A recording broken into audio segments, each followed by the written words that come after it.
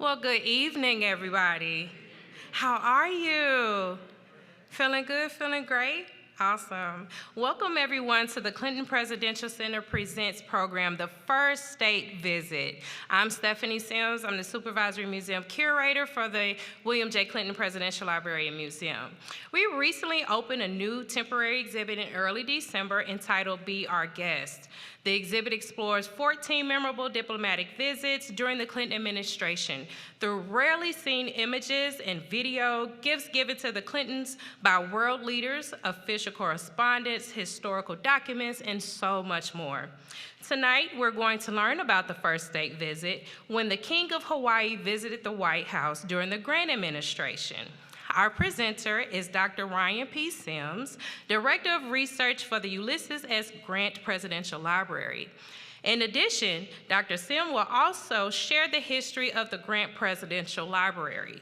Before we begin, I'd like to recognize Dr. Annie Marshall, who's the Executive Director of the Ulysses S. Grant Presidential Library and the Ulysses S. Grant Association, and Eddie Rangel, our Program Coordinator for the Ulysses S. Grant Presidential Library, who are also here with us this evening.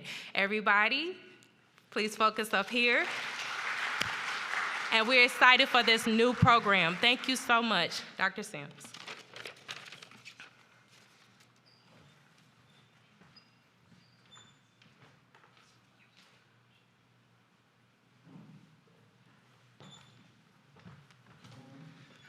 Good evening. Well, thank you all for having me here this evening at the William Clinton Presidential Library. My name is Ryan Semmes. Again, I am the Director of Research at the Ulysses S. Grant Presidential Library at Mississippi State University in Starkville, Mississippi.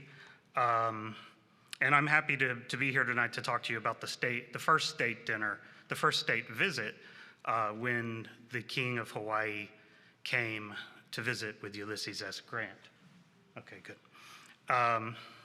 And also, we had a chance to go through the new exhibit here, and if you get a chance, you really should take a look. It is phenomenal.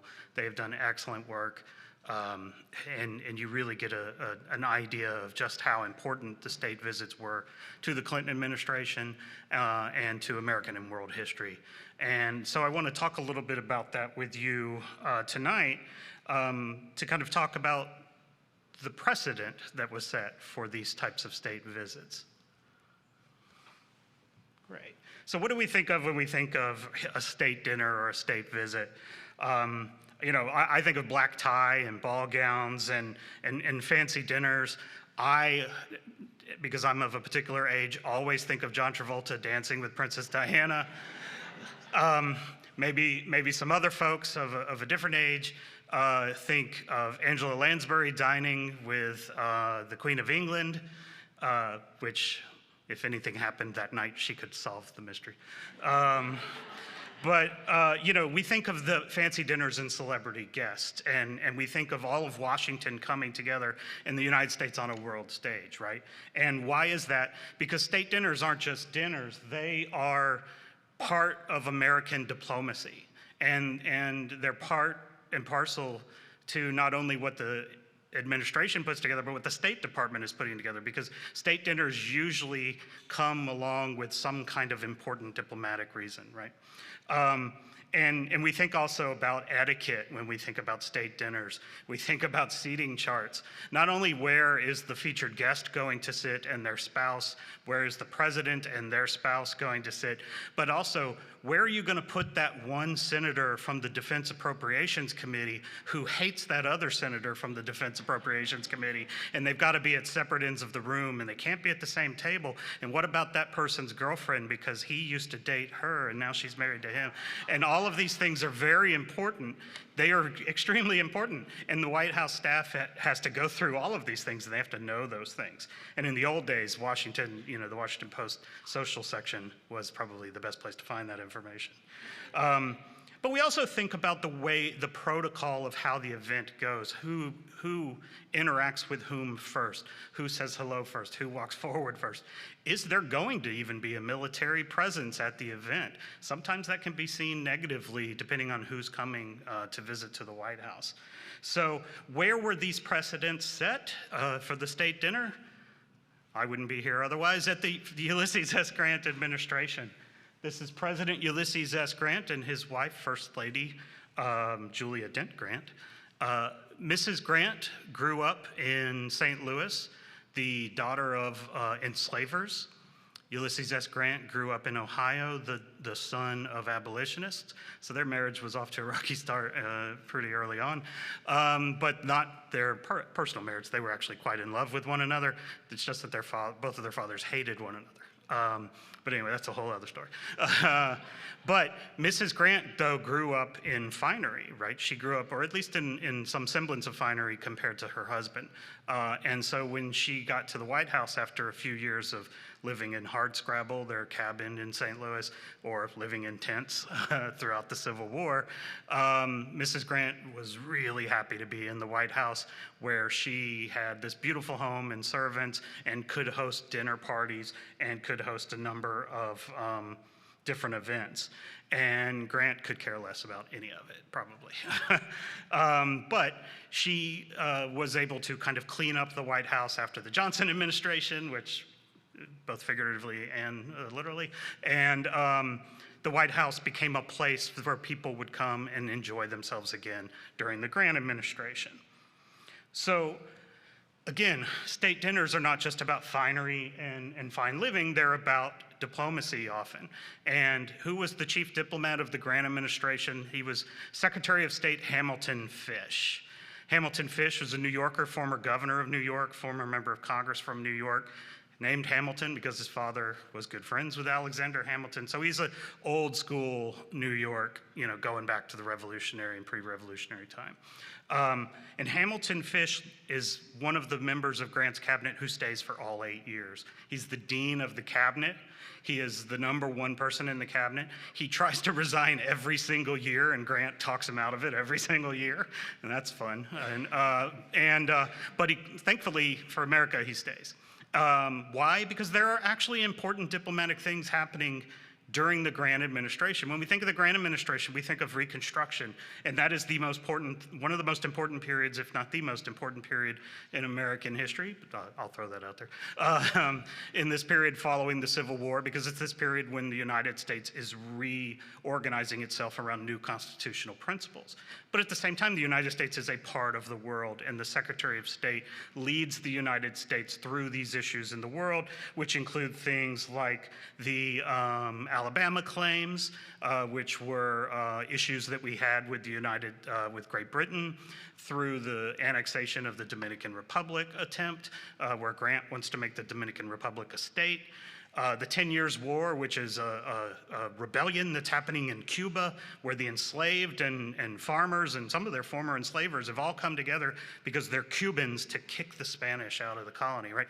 All these things are happening on the doorstep of the United States, and in the middle of all of this is the Grant administration. And one of the things that's most important to the Grant administration, because of all this stuff that's going on in the Caribbean, is the development of reciprocity treaties with territories in the Pacific. Because in that point in the United States history, we have outlawed slavery. But slavery is not, it still exists in the Western Hemisphere, and in particular it exists in Cuba. And where does the United States get almost all of it, or the large majority of its tropical goods, particularly sugar?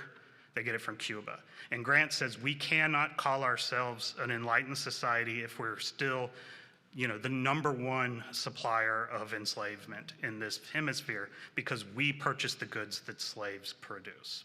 So he's looking for new places and new territories. And one of those great places that he's looking for is Hawaii, because Hawaii produces not only good tropical goods, but they also produce sugar.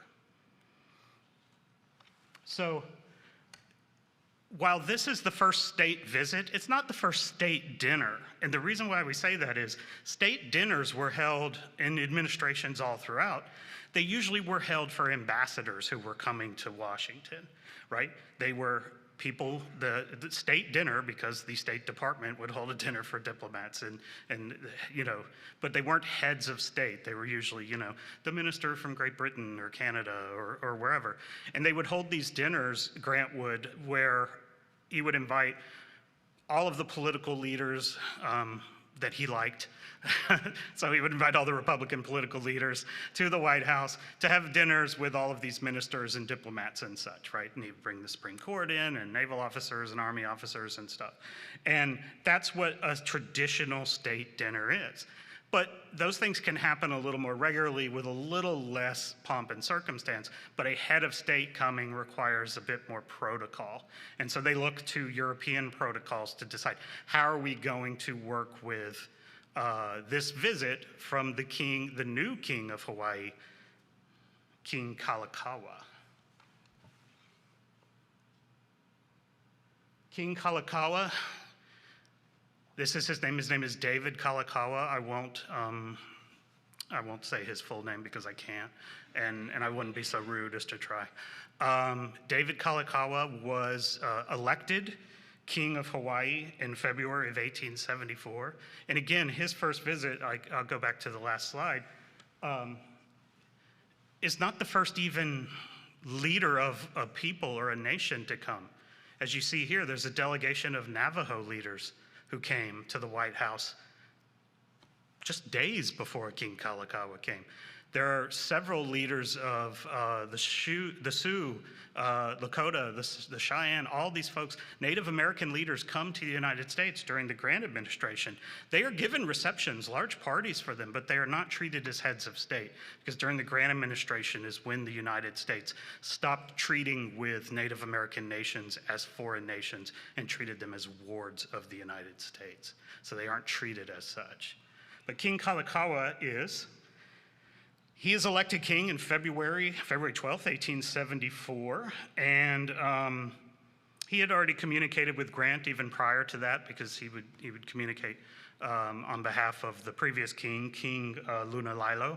But he decides he wants to go to the United States because he wants to make a good impression of Hawaii for this reciprocal trade treaty. Why? Because in previous years, the United States had actually worked out reciprocal trade treaties with Hawaii, with King Lunalilo, previous to that, King Kamehameha V, and every time the Senate had voted it down.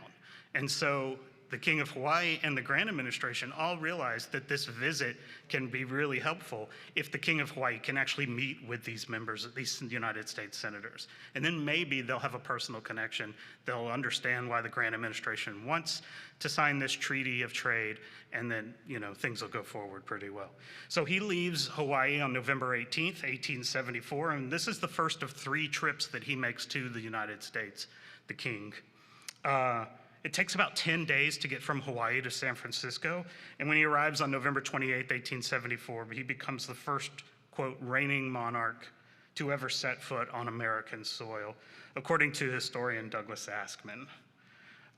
He stays at the Grand Hotel on Market Street. I don't know if anyone knows San Francisco history, but there you go. And he tells the reporters and the crowds who come out to meet him that the purpose of his visit is to improve trade relations. So he's very obvious about why he's there. He's not pretending he's on some sightseeing mission. While he's in San Francisco, he does what everyone does when they go to San Francisco. He went to Alcatraz. Alcatraz was a fort at the time, and of course now it's a national site. But he visited Fort Alcatraz, and he went to plays, and he went to parties, and he went out to eat at fancy dinners, again, just like anyone does in San Francisco. But he's not there to hang out in San Francisco. He'd been to San Francisco before as a young man. He's there to see the rest of the United States. So he boards a train. On December 8th, he goes to Wyoming, and they spend he spends a day there in both Laramie and Cheyenne, meeting people, seeing, what they're doing and how these towns like Laramie and Cheyenne are growing and getting bigger, and little receptions are held for him. And then he continues on the next day to Nebraska. And about the time he's in Nebraska, he gets really sick, to the point he catches a cold. I mean, this is December now in Nebraska. It's pretty cold. But he starts to lose his voice. But the problem is they're having all these events where he's supposed to make speeches and things, and in particular, he's going to the White House. And so he starts canceling events because he has to rest his voice. He gets to Chicago, and on December 10th, this is the same day that Grant is welcoming the Navajo chiefs to the White House. And on December 10th, he tells the people in Chicago, that it's great and all, but I can't stay. I got to keep moving because I can't speak. Or he has other people say that for him because he can't talk.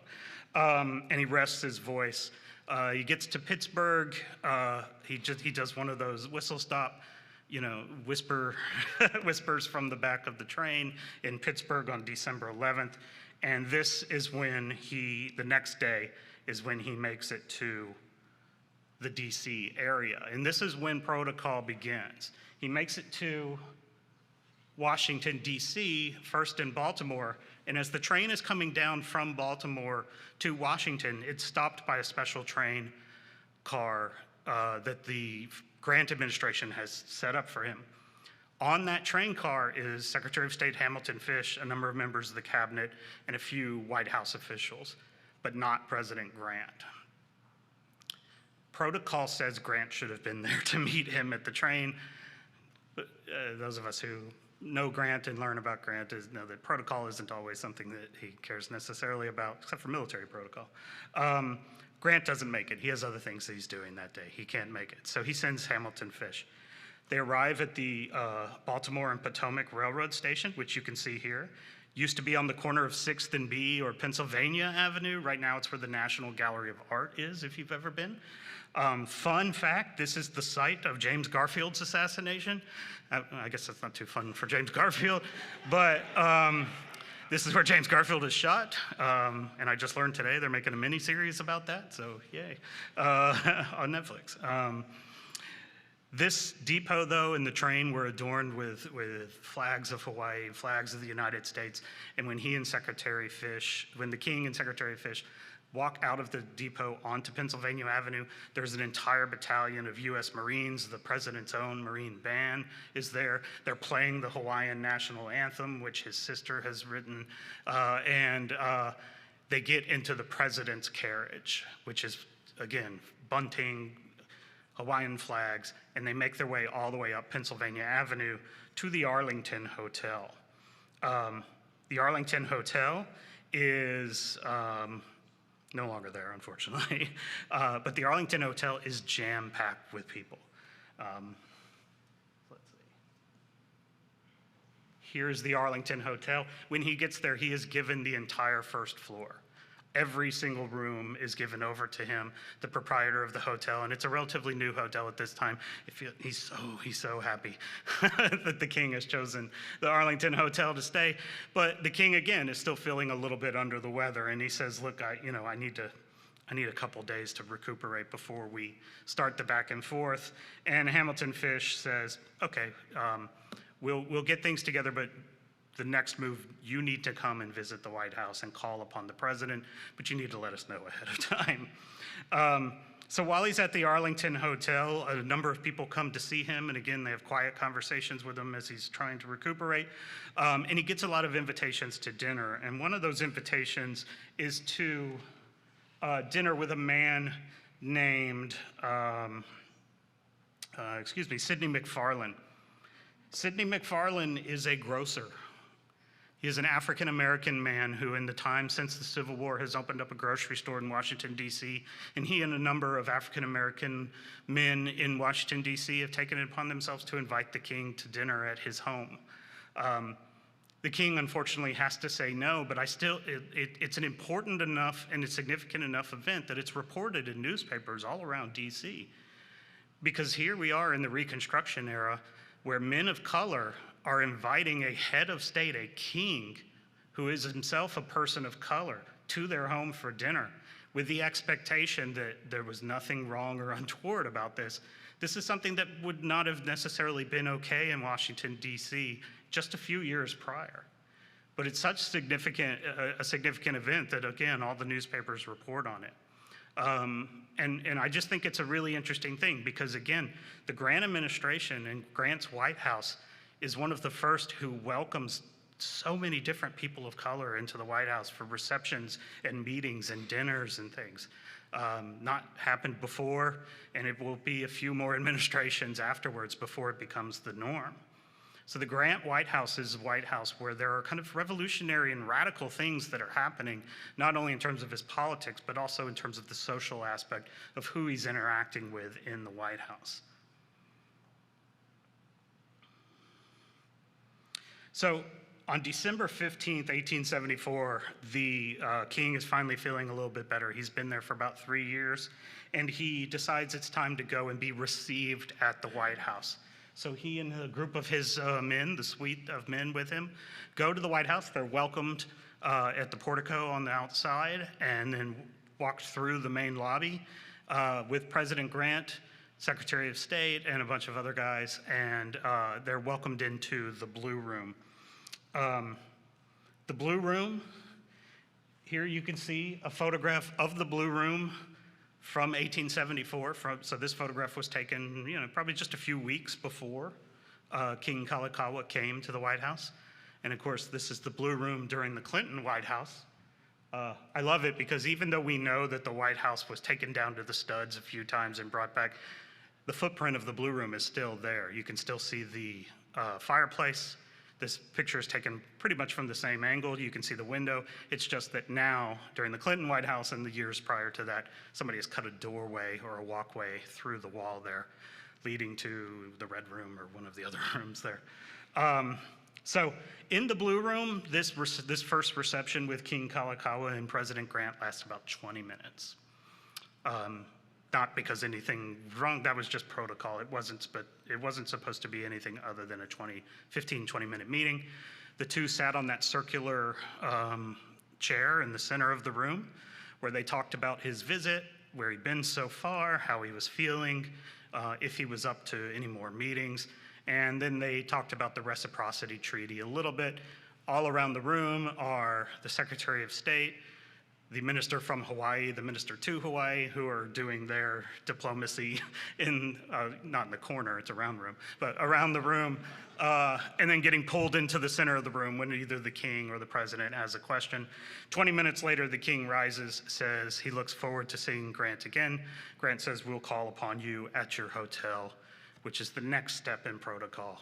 And the next day, on December 16th, they return to the Arlington Hotel. This time Grant is with Hamilton Fish, the Secretary of State. All the members of the cabinet and General Sherman is there. And again, protocol says it is a short visit. So they have another 15, 20-minute visit. It is pretty much a mirror image of the visit in the White House. Again, they sit in the middle of the room. They talk about a few things. But one of the things Grant says is, before we have this dinner, I want to have a large reception where all of Washington can come out and to the White House and meet you. And he says, "Sure, that sounds great." And Grant says, "No, I mean like 500 people." And the king of Hawaii agrees. And then 20 minutes later, they leave again.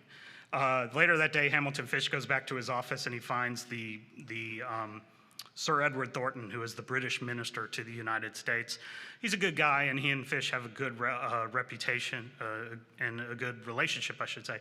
And Sir Edward Thornton starts giving his Monday morning quarterbacking of how things are going protocol-wise, and he really wags his finger at Fish about Grant not meeting the King of Hawaii at the railroad head, to which Hamilton Fish just shrugs his shoulders and says, "Oh, well, it didn't happen that way, so we're just going to move on."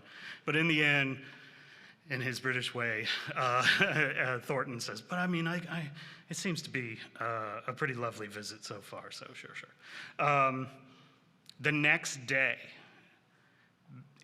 the king returns to the White House. And this is an important event. This is a second receiving of him at the White House, again, for another 20, 30-minute visit, but it's to meet Mrs. Grant and the ladies of the cabinet. And again, this is a head of state of a nation of people of color who's being invited to meet and have possibly a drink with the First Lady of the United States and all of the ladies of the cabinet. And this is an important moment, I think, in this visit, because from all of the events from that point forward, the King of Hawaii will be escorting Mrs. Grant to different events and to the table and things like that. He did not bring his wife with him, so he's alone, and well, he's got like his brother-in-law and a bunch of guys with him.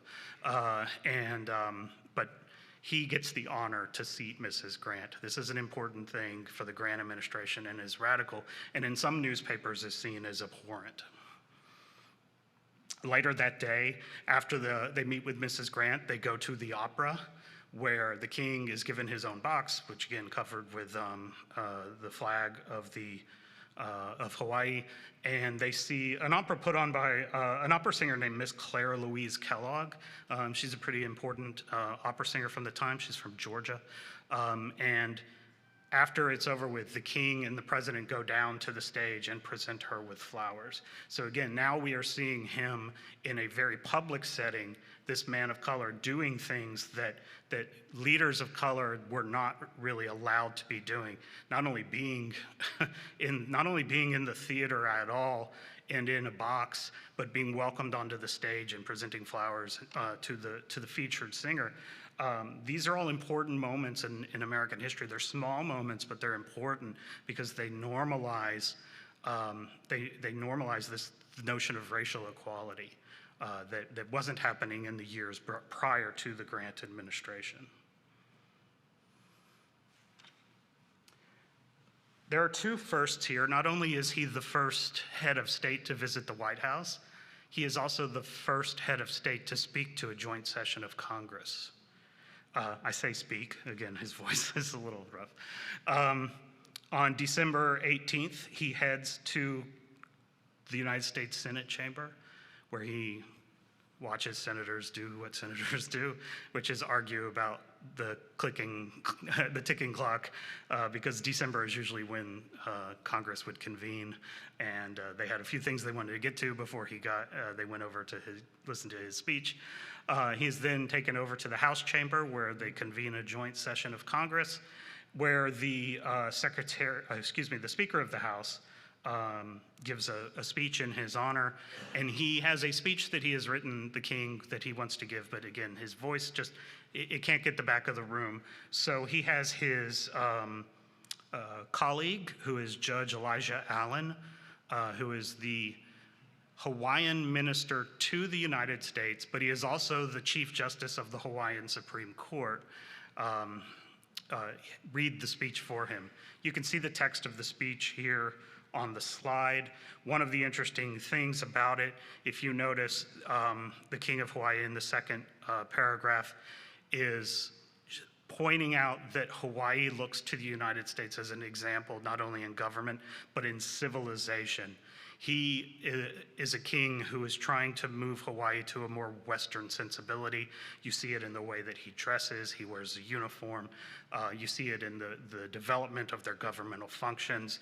He's trying to move Hawaii away from their traditional culture. This is something the Grant administration approves of.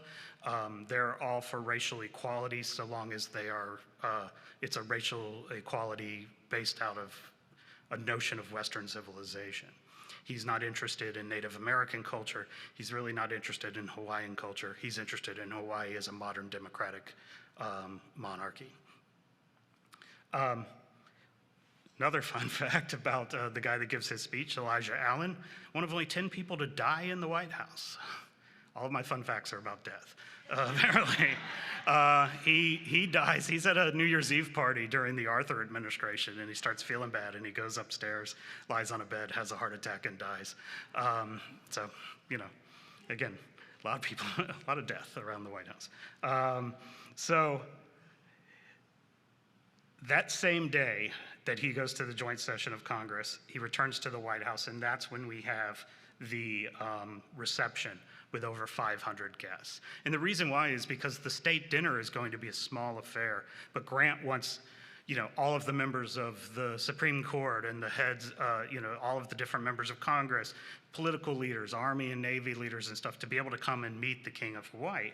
So Hamilton Fish writes in his diary that about the reception, and he mentions the people who are there, which is all the folks from the diplomatic corps. I like that he calls the Supreme Court the Supreme. One S away, it would have made it funnier. District court officers, Army and Navy and such. And then he talks about going into the Blue Room, and the king is talking to Mrs. Grant and a number of the wives of the cabinet members. And then Mrs. Grant and all the cabinet members get ice cold. And it's because one of the cabinet members' wives, Kate Williams, has walked into the room, and they all literally turn their backs on her and shun her. And I have to think the King of Hawaii has no clue any of this is happening, but Hamilton Fish is paying close attention and he's aware. Kate Williams is the wife of the Attorney General, George Williams. She's his second wife. His first wife was also named Kate, which is weird. So Kate too is there, and she rides around town in a brand new carriage and flaunts it to everybody.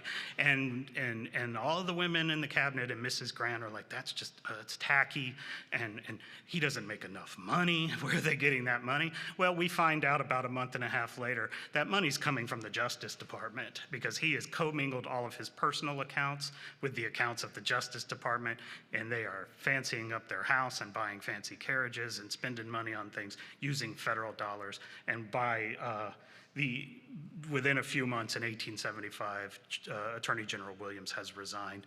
So in the middle of all of this, again, there are these little plays, these little dramas that are going on in the room that, again, the King of Hawaii is probably unaware of. He's given a few days off, which I'm sure he appreciated, even though still then a bunch of well-wishers come and see him. But he hangs out in the hotel for about 3 or 4 days. And then on December 22nd, 1874, the king is welcomed to the White House for the first official state dinner.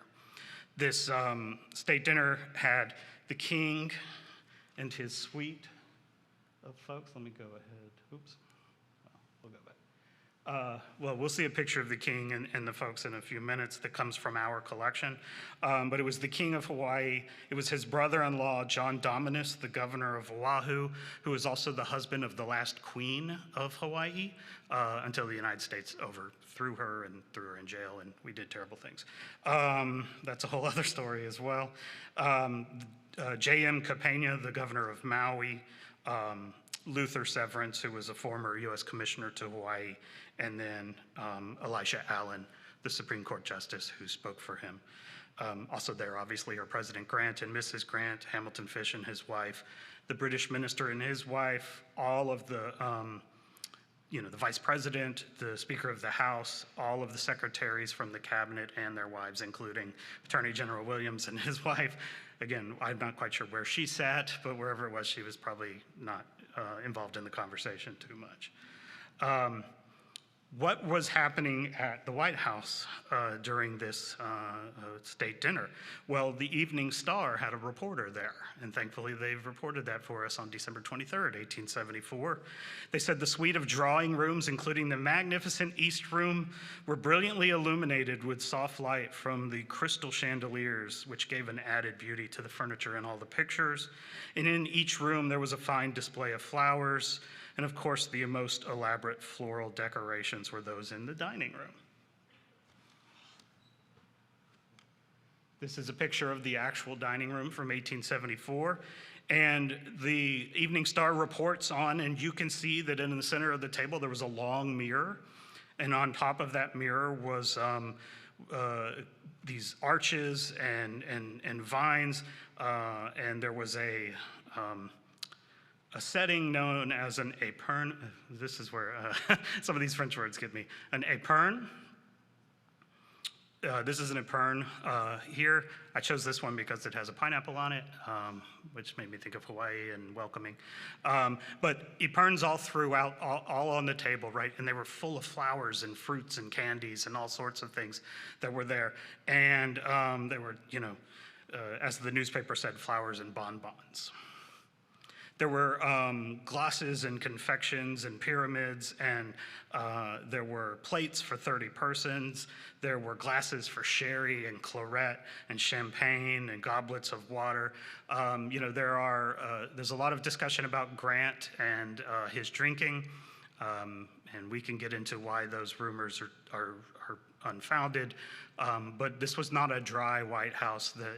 Guests were offered alcoholic drinks, but that doesn't mean that Grant, over partook in them. And I'm happy to talk about that in questions and answers later. The china, the newspaper reports, was an elegant service of pink and white. You can see it on the slide here, the plate and the cup that we have. We have this in our collections at the Ulysses S. Grant Presidential Library. This was one of multiple sets of White House china. It's not the official White House china. It's the set that they purchased for their daughter Nellie's White House wedding. So we have this in our collections. It's very nice. You could see why they would pull it out for such an occasion. And on each plate, there was a nice square card where each card had been engraved with a picture of the White House, and then in calligraphy, they had written the name of the person seated in that chair. There were only 36 people at the dinner. There were 30 plus courses, so they had to take breaks. As you can imagine, they took breaks, and in the breaks in between, they would drink glasses of water or they would drink coffee, and the Marine band would play music for them in between. What was the menu? There were several choices of soup and fish, boiled meats and roasted meats, and if it was Grant, it was really roasted meat because Grant liked all of his beef, at the very least, well done. There were game entrees, vegetables, relishes, and then for dessert, lots of pastries and other kinds of desserts. One of the reasons why the menu was so fine is that Mrs. Grant had hired an Italian chef to be the White House chef. In the first few years of the White House, they had just used an old Army quartermaster cook who Grant knew from the war because he knew how charred Grant liked his meat. And people would come to the dinner and, kind of hack their way through it. And Mrs. Grant finally went, no. We're hiring someone who knows what they're doing. I'm sure his name was Cookie or something like that. But during this dinner, as, again, the king is seated next to Mrs. Grant, as each course comes out, his official food taster tries the course before he tries it. Which I think is still very interesting.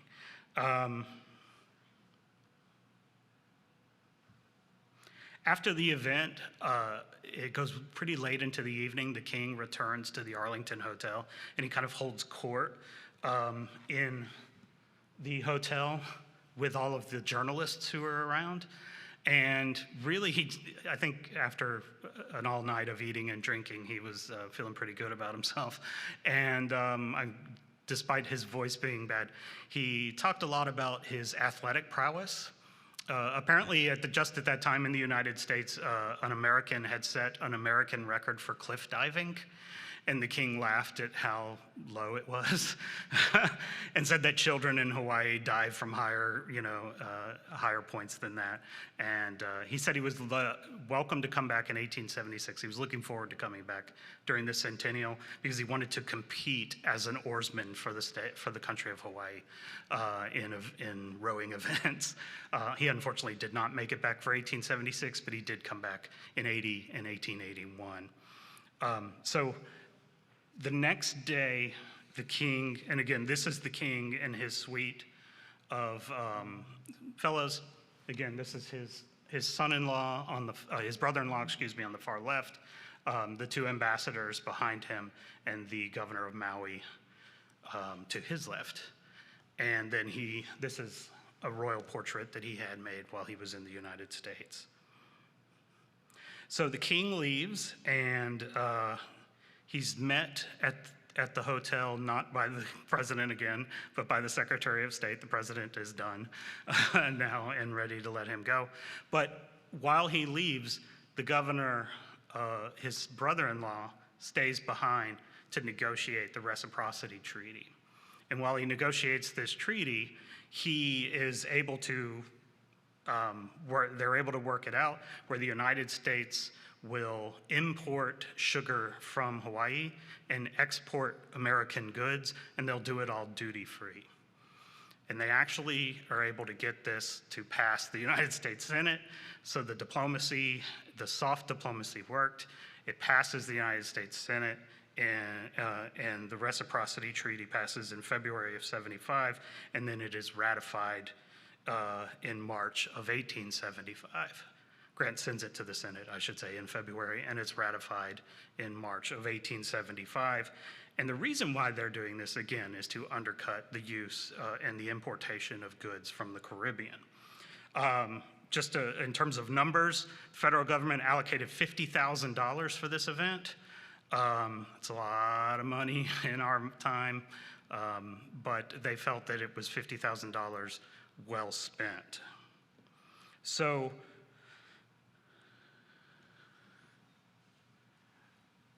most of the newspapers that covered the event were very positive. Even some anti-Grant newspapers were quite positive, but there was a significant anti-Grant press.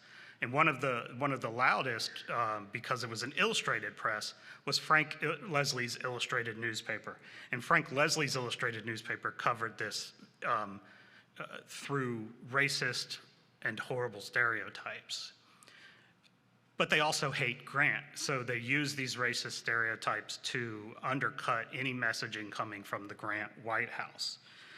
And you have to understand that at the same time that he's welcoming the Navajo, and then a few days later, the King of Hawaii, Grant is also sending forces to Mississippi, not sending them to Louisiana, working to pass a civil rights bill in Congress, and dealing with violence against Native Americans. All these things are happening at the same time, and then he has to go to dinner, right?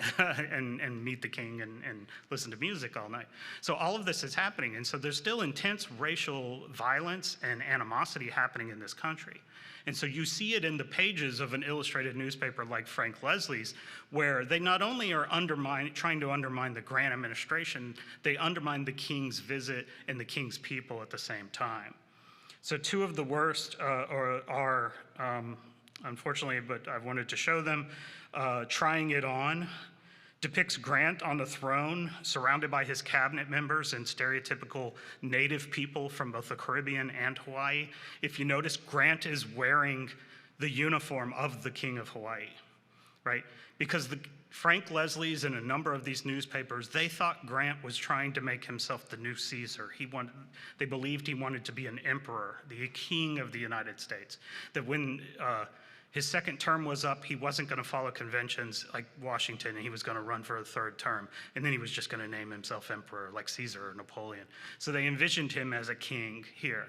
And if you also notice, you can see that the native women are presenting Cuba to him, because Frank Leslie's believed that not only did Grant want to end slavery in Cuba, they believe he wanted to take Cuba, and he'd take Haiti, and then take the Dominican Republic, and as part of his imperial vision for the United States and his kingdom. The royal tattoo here shows King Kalakaua tattooing President Grant.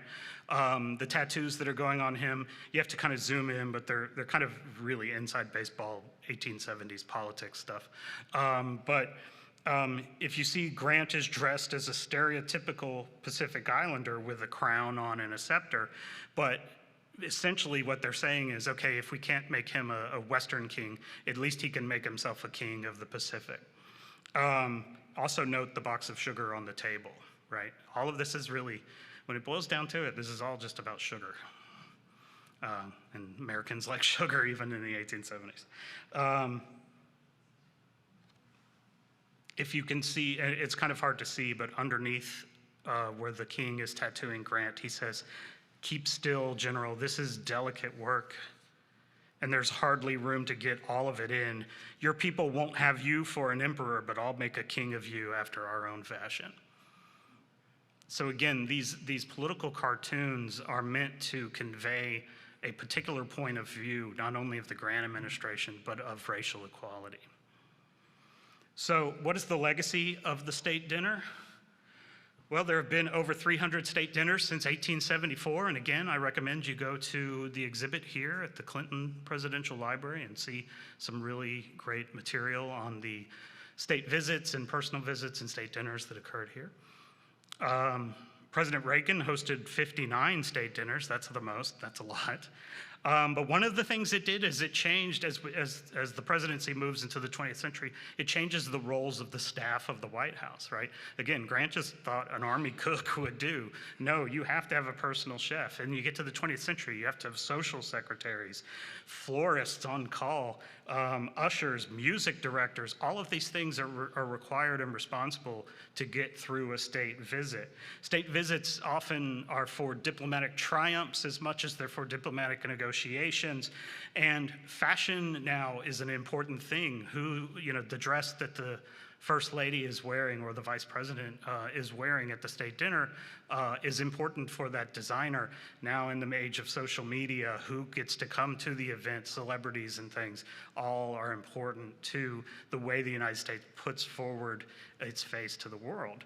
And then inevitably, with that much intense looking at a state dinner, there will be breaches in etiquette and faux pas, which I'm sure there were plenty at the Grant administration.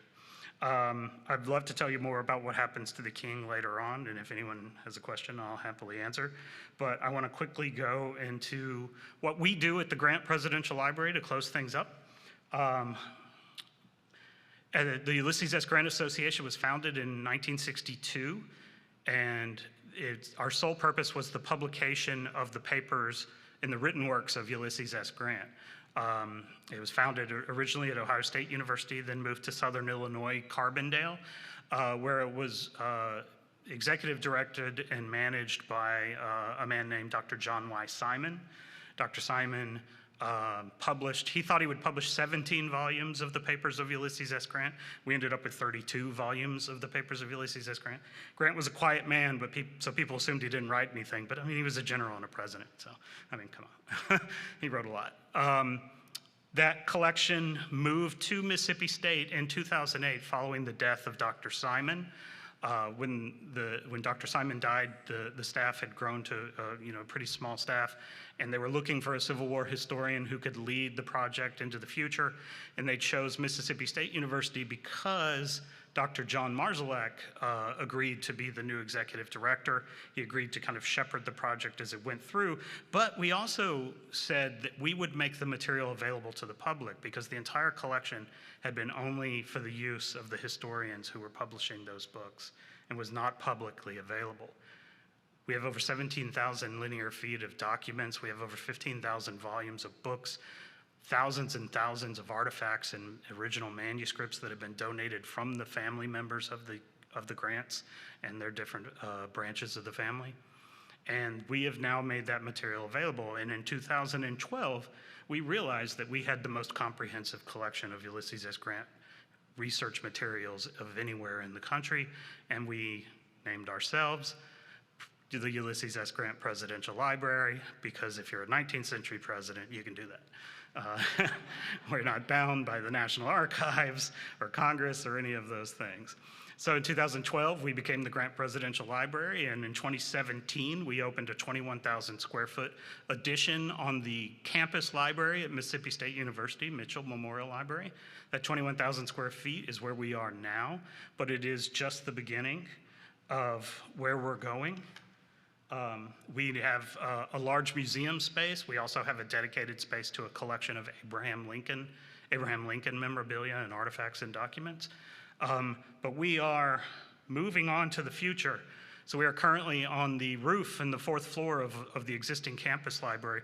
We will be moving to a space adjacent to campus. If you're not from Starkville, I'm sure this is meaningless, I'm sorry. But trust me, that's a big lot of land, and people in Starkville know where it is. And the good thing about it is it's right in the prime spot. It's at the opening of campus, right when you come to town. And we had hoped to have a design drawing by now, but it's going to be about a month or so. So look out for that in the future. One of the reasons why we're happy to be here is because we want to see what a first-class presidential library does. Meet first-class presidential library staff and volunteers and really get a look at what you guys are able to do here, and then figure out how we can do that with, I don't know, 2/100th of the budget. But there's something that we could do together and get some ideas, and we're just really happy to be here, and I'm happy to answer any questions. And this is all of our social media stuff. But if anyone has any questions, please let me know. Thank you.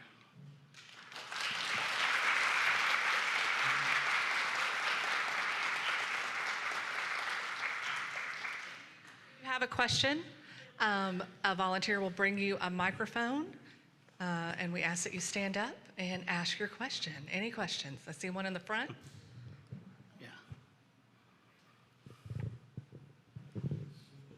Hi. Hi.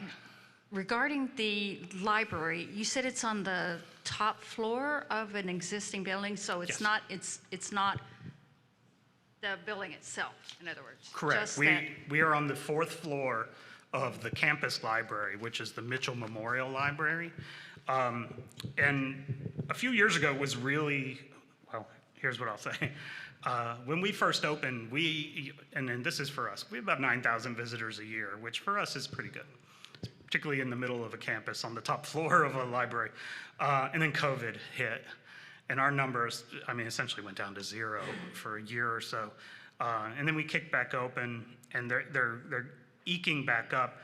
But in the middle of that, the campus changed, and they put all these gates up, and now to make it a bit more accessible for, I think, faculty and staff, but to make it a walking campus for the students. And I get I understand some of the reasoning behind some of it, but the campus library is in the dead center of campus, and now it is almost impossible for school groups and senior citizens groups and things to get to us. So one of the positive reasons for us building a freestanding facility on the edge of campus and on the edge of town is that we're going to be open and available to school groups, to senior citizen groups, to political community groups and events like this all day and night, no matter what. So right now we're up on the top floor of the library, and I think we do a pretty good job with what we have and where we are. But it's in stages, right? We did a great job when we were in the basement and had a tiny little room as big as this stage, to showcase things. Now we have 1,000 square foot gallery space, but we want to have a bigger, and we want to have a gallery space where we can do wonderful things like Be Our Guest, where we can showcase temporary exhibits and change them out. And all of that is part of an ongoing process that we're hoping that has already gotten started, and we're hoping to be able to start showcasing some things for it, in the coming year. Dr. Semmes, I'm Yes. so happy I came tonight. I drove about 60 miles to be here. Oh, thank you. And I lived in Hawaii, and there is an effort in Hawaii among Native and indigenous people to restore the kingdom of Hawaii.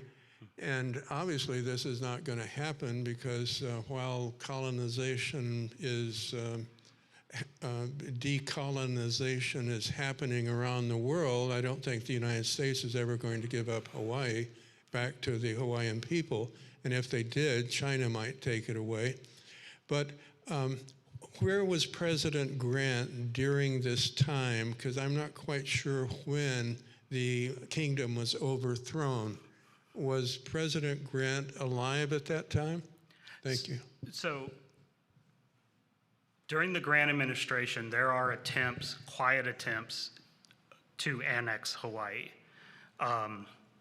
Elisha Allen and Governor Dominus are writing to the Secretary of State and discussing not only the reciprocity treaty, but a possibility of annexation as a territory, and then territories have a path towards statehood. Grant's focus at that point in terms of annexing new territories is either in the West or in the Caribbean. But that doesn't mean that he's not interested in new territories in the Pacific. Obviously, they end up annexing Guam. So it is in a discussion at the time. The King Kalakaua dies in the late 1880s, early 1890s, which is when Liliuokalani becomes queen. And it's in the 1890s when she is overthrown. Grant dies in 1885, so he's been dead for a few years when that happens. He's been out of office. He did want a third term, but didn't get it. But at that point, I think Grant was one of these guys, like, he even thought Canada would become a part of the United States, but he always wanted it to come from the people, is what he would say. And you could argue whether the Dominicans actually wanted to become part of the United States, but in his mind they did. And they asked about it, so he was for it. And then people would say, let's take Canada, and he would say, well, we need to hear it from the Canadians first. So I think the same with annexation from the Hawaiians. He would want to hear it from the Hawaiians first, and what he's hearing from the king, the new king of Hawaii, is not annexation, but a reciprocal agreement where they can work together on trade. So, hi. Having grown up in the Deep South and studied Civil War history in school, I find it very interesting that the Jefferson Davis Library is also in Mississippi. Do you all work together at all, or was there any kind of feedback about having Grant's library in Mississippi? Well, I'll take the second part first. I would say 99.9% of the feedback has been very positive about the Grant Library being in Mississippi. One of the things that I like to focus on about the Grant Presidential Library is that he is president during Reconstruction, and one of the epicenters of Reconstruction is the state of Mississippi, right? It's one of the more important states. Obviously, Louisiana, South Carolina, there are important things happening, but just as important in Mississippi. And so if you want to go and study Reconstruction, you have to also study the Grant administration, and doing that in the state where these things are happening is, I think, important. But also it's just important because we're a modern land grant institution at Mississippi State University, and it's our job to, as a people's university, to provide a well-rounded education and to provide, insight into these historical events. And I think the Grant administration, I think Grant would, appreciate a land grant college. We were an old military college fashioned after West Point. He would have got a kick out of that. In terms of the Jefferson Davis Library, in the past we have had some conversations with them, but I know that there's been some change in leadership there, and we haven't had a lot of connection with them in recent years. But yes, there's a lot of curiosity about the Grant Library being in Mississippi, but I like to think, our university president likes to think that no state did more for Grant's career than Mississippi when he took the city of Vicksburg, so. Two quick questions. One, are you any relation to Captain Raphael Semmes? And two, do you plan on scheduling another grant symposium this summer? Okay, again, the second, yes, we will be having a grant, our annual Grant Association meeting in St. Louis, first week of May. And it will be in conjunction with the folks at Whitehaven, which is the Ulysses S. Grant National Historic Site, which Whitehaven, it was his wife Julia's family home, where he had farmed and didn't do such a great job as a farmer, and built a little cabin for them there. So the National Historic Site in St. Louis. The first part, we are part of the same family, myself and Raphael Semmes, the Confederate raider of the Alabama and the bane of Grant's Secretary of State's existence.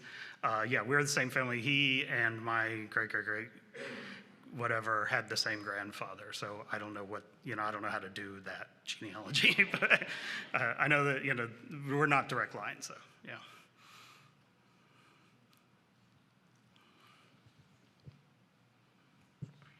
Well, hello, hi.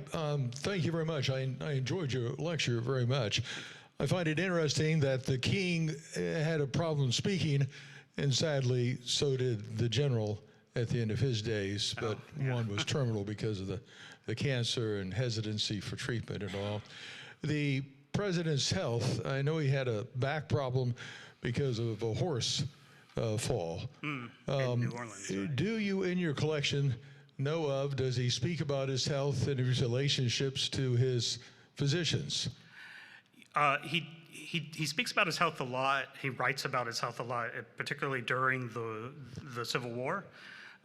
You know, he tries every remedy he can. He has these horrible migraines, which I think are just anxiety migraines and depression migraines, because he has, you know, on the day of Appomattox, he has a terrible migraine, and then when he finds out Lee is surrendering, all of a sudden that migraine goes away, right? And he tries a lot of, like, what was it, mustard? He puts mustard all over bandages and wraps his head in mustard bandages and things. So he talks a lot about his health. Obviously, in his dying days, he does talk a lot, he writes a lot about his health in his dying days, obviously, because he can't speak. He had throat and mouth cancer from all the cigars that he smoked. A lot of cigars, you know, that hyperbolically we say 20-something a day, but it was still a lot of cigars. It wasn't that much, but it was still too many. Too many cigars, don't smoke. But we have a lot of information from his physicians, right? It's not quite a 24-hour news cycle, but you have reports in every morning newspaper in New York and every evening newspaper in New York. So you're getting 2 newspaper reports per day of reporters interviewing all of his physicians, talking about his health. And then, you know, an old Confederate foe, like Simon Buckner, comes to see him and then comes out and speaks to the press and speaks very eloquently about what a loss this will be for our nation and things like that. So there is a constant stream of conversation and interviews with his physicians, and we have records of that in our collection. His actual tumor is at the National Museum of Health. They still have it. They've cut it, you know, I mean, it's all on slides now. But they still have his cancerous tumor because they were trying all these new methods, right, of treatment during that time period. Our Department of History head, Alan Marcus, knows a lot more about the history of cancer, so I'm not going to wade into things I don't know, and he'll tell me. But yeah, he's constantly talking about, but they're all of these men and women during this time period are constantly remarking on their health. We have so many journals or diaries. His private secretary during the White House years was his aide-de-camp also in the latter years of the Civil War. And in almost every entry, he has a paragraph about his health that day and how he's feeling. But that's because you could die from anything back then. I mean, the guy gets dysentery, his name's Orville Babcock, he gets dysentery at Vicksburg and has to go for treatment. He leaves the Army for a little while and goes up to the Great Lakes for treatment. But every day he's writing about his health because he's concerned, because anything could get you back then, you know? There's so much written about medicine and health and concerns about their lives, all throughout their personal correspondence and their diaries and in newspaper articles. So yeah, there's a lot of really great stuff out there. Do you think there was a single health issue that impacted his decision making? Because many of his decisions, particularly in New Orleans, in regards to race, were not the best. As I am not a military historian, the question was, is there any health issues that he has that may have impacted some of his decision making, particularly in New Orleans when he, I think, fell off a horse and hurt his back or something. Yeah,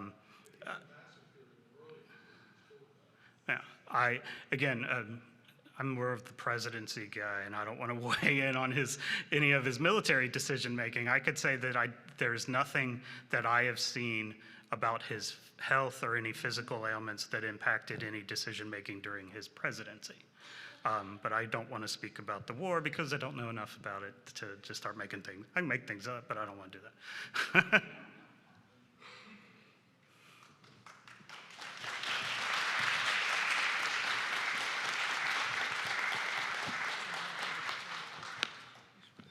out right here. Sure. Say a few.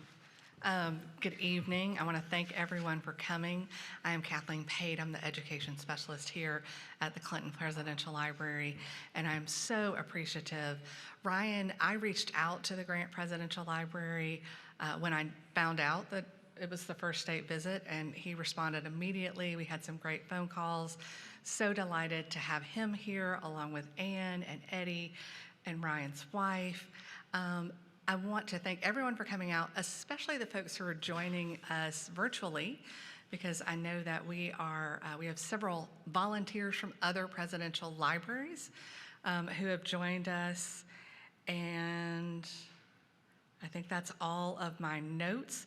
And just know, when you guys are ready, we want to come see your new facility. We'll get a bus, we'll drive down there. Our volunteers have an unquenchable thirst for knowledge. So we will come and see. I've been to the current facility. It's absolutely worth a trip. I got to go before they shut campus down. I was there in December of 2019, so you could still drive and park. But I encourage folks to go now, and certainly we want to go when you have your brand new facility. So thank you again for being here. Yeah, this is great.